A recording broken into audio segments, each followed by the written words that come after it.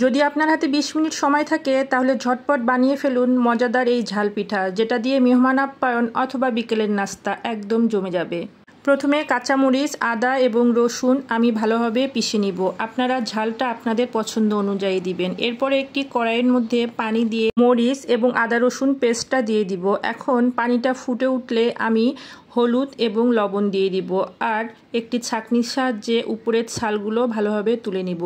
আমি এখানে কিছুটা সয়াবিন তেলও ব্যবহার করেছি, তাহলে আটার ময়ামটা ভালো হয়। এখন আমি চালের গুঁড়ি দিয়ে দিব। আমরা যেভাবে রুটির আটা খামির বানাই ঠিক সেরকম একটি খামির হবে। এখন ভালোভাবে হাত দিয়ে ম্যাশ করে নিতে হবে যেন কোনো দলা না থাকে। এরপরে বড় করে একটি রুটি বানাতে হবে। রুটিটা অনেক পাতলা হবে না। এখন যে কোনো ডাইস অথবা স্ট্রে গ্লাস দিয়ে এভাবে গোল গোল করে কেটে নিতে হবে। যারা মিষ্টি পছন্দ করেন না অথবা ডায়াবেটিসের রোগী তাদের জন্য এই পিঠাটা একদম পারফেক্ট।